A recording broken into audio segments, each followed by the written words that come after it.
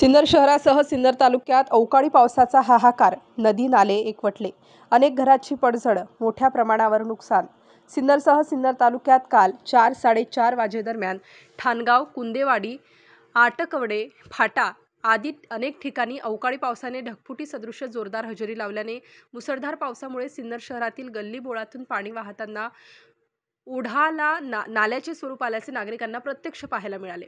सिन्नर शहरासह संपूर्ण तालुक्यात कोसळलेल्या पावसामुळे हाहाकार उडाला आहे. त्याचबरोबर मोठ्या प्रमाणात शेती पिकांचे नुकसान झाल्याने निसर्गाच्या अवकृपेमुळे हातातोंडाशी आलेला घास हिरावून घेतल्यामुळे शेतकरी हवालदिल झाला आहे.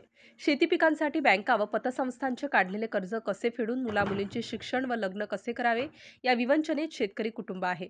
महागडी बियाणे, खते, औषधे मशागत करून, वाहन करून, मजुरांना मजुरी देऊन ही एकरी हजारो रुपये खर्च करून डोळ्यासमोर पिके नष्ट होताना शेतकरी हवालदिल झाला आहे.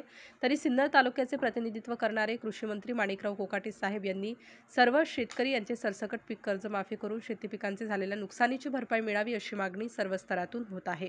स्टार न्यूजसाठी मुकुंद आव्हाड, सारोळे, थडी.